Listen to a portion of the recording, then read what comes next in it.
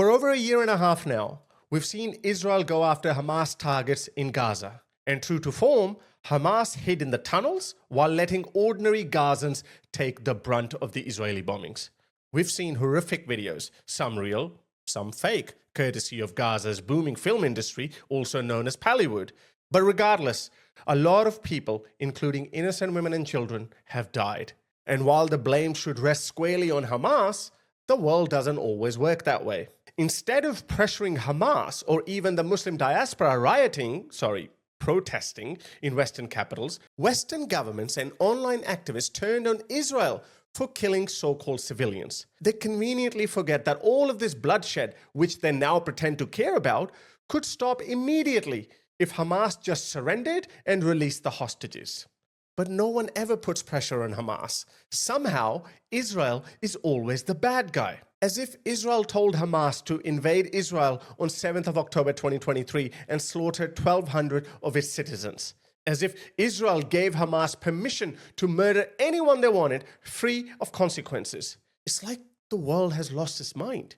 How can anyone expect a country not to retaliate when it's attacked? Russia invaded Ukraine. And suddenly the whole of Europe and even the US agreed that Ukraine had to fight back. But when Israel fights back, the same people start siding with the aggressor. How does that make sense? I get it. Innocent Gazans are dying. But that is on Hamas. Israel gains nothing from killing civilians. In fact, it hurts them. Unlike the clowns in the West, Hamas knows this, which is why they make sure that every Israeli attack results in maximum Gazan civilian casualties. And let's be real, how many of these so-called civilians are actually Hamas combatants? Every time there is a ceasefire, thousands of Hamas fighters magically appear in uniform. But the moment war breaks out, they all become civilians again. This is the most twisted war strategy in modern history. Most terrorist groups try to kill enemy civilians, but Hamas, on the other hand, wants to win this war by deliberately getting its own civilians killed just to manipulate world opinion against Israel. And the worst part? The leftists of the world fall for it every single time. Faster than MAGA fell for Putin's propaganda and turned on Ukraine. Why does the global left not listen to Palestinians like this person who made an impassioned appeal to the citizens of the world? Everyone who has even a grain of faith, conscience, patriotism, or morals, everyone who has even a bit of love for the people of Gaza must raise their voice and demand that Hamas, right now, immediately free Gaza for the sake of God by releasing the captives and lifting its grip on Gaza. We are dying because of Hamas. No Muslim account or the woke mob would ever listen to this side of the narrative. I refuse to believe that all Gazans are on the side of Hamas. In fact, according to some surveys, around 37% of Gazans blame Hamas for the ongoing conflict. But the left and the Muslim diaspora will never acknowledge that and throw them under their ideological bus. Islamists want more Gazans to die just so they can live out their religious fantasy of killing all Jews before Judgment Day. As for the Muslims at that time, the Prophet ﷺ told us that the trees and the stones will speak and say, "O Muslim, behind me there is a Yahudi, come and kill him." These times are coming. Reason why you have to fight them is because they are Jews and Christians. The lefties also want more Gazans to die because in their woke mindset, they need a villain and a victim. That's it. And once this conflict is over, they'll move on to something else that feeds their self-righteous ego. It makes sense for Islamists to want that, but the lefties are facilitating the creation of a caliphate where Jews, Christians, and atheists, all of them, will be subjugated or worse, killed. Look at how they emotionally blackmail and gaslight everyone into supporting a war that keeps Gazans dying. This is what Muhammad Hijab posted a couple of days ago. Prophet Muhammad said, "The nations will soon call upon you as people call upon each other to eat their food." Someone asked, "And will we be few in number on that day?" Muhammad replied, "Rather on that day, you will be numerous, but you will be scum like the scum of a torrent." That's some terrible gaslighting. Allah will remove the fear of you from the hearts of your enemies, and He will cast weakness into your hearts. See, Islam is a religion of terror. Muhammad is saying that your enemies will no longer fear you because Quran chapter 9 says that I will cast terror into the hearts of your enemies. Here, Muhammad Hijab is invoking this hadith to gaslight ordinary Muslims for not fighting for Gaza in Gaza while he tweets that from his cushy home in London. Why is he not going to Gaza? Anyway, so someone asked, "Oh, Messenger of Allah, what is this weakness?" Muhammad replied, "Love of this world and hatred of death." We believe that life begins at death.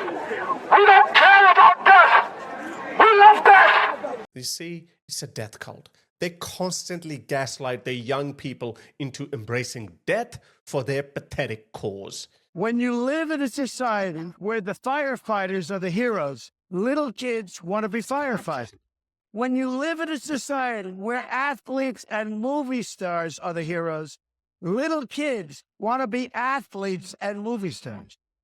In Palestinian society, the heroes are those who murder Jews. The question is, why do they hate Israel? It's because it's the only democracy in the region that treats all of its citizens equally. Let me remind you, 20% of Israel's population is Arab, and they are happy to live in Israel. So have you been to Israel?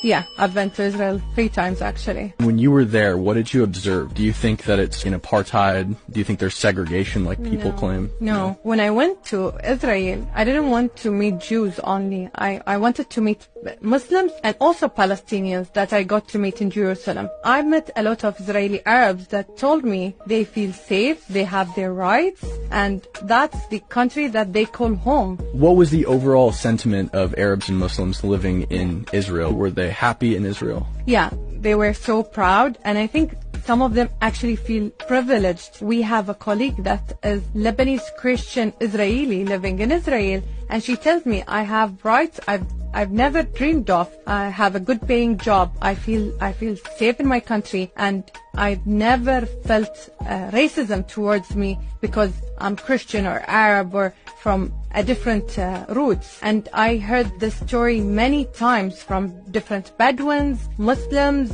Druze. That's the place they call home and proud of. And some of them actually say, like, I'm a proud Israeli. This death cult won't stop getting its own people killed until there is a firm political stand from within the Muslim community. But frankly, as long as Islam is around, I don't see that happening anytime soon. Trump gave Hamas another chance and brokered a ceasefire, yet they still didn't return all the hostages. As a result, Israeli airstrikes on Gaza have started again, and the brave warriors of Islam have gone underground as usual, hiding in tunnels while leaving ordinary Gazans above ground to die in huge numbers. Yesterday, Israeli airstrikes killed nearly 400 Gazans. Some Hamas terrorists, like Abu Hamza, didn't make it to the tunnels in time and died, but unfortunately, a lot of civilians died too, and no sane person can celebrate that. But blaming Israel for it is like blaming Ukrainians for retaliating against Russia's invasion. Unfortunately, things are not looking good. After these latest airstrikes, Netanyahu said, "This is just the beginning." Hamas responded by calling the strikes a death sentence for the remaining 59 hostages.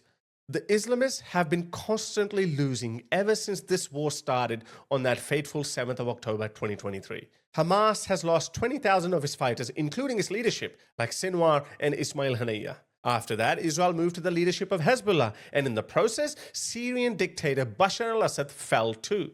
That snake was such a coward that he handed over every Syrian weapons depot detail to Israel in exchange for safe passage to Russia. That's how pathetic they are. Now, as it stands, Trump, who is very pro-Israel, has given the green light for Israel to strike Iran's nuclear facilities by mid-year, as Washington Post reported. So, nothing is going well for these senseless jihadis, yet they refuse to change course. I'm not saying one should relinquish their ambitions. Sure, go for what you believe in. But this is suicide. Any sensible group would say, okay, it's time to change strategy. Nothing is working for us. Our Allah has again failed to show up. But no, they are so stubborn that they keep their losing war going at the expense of tens of thousands of their own civilians. And they boast about it. They call it their unwavering faith in Islam that keeps them going.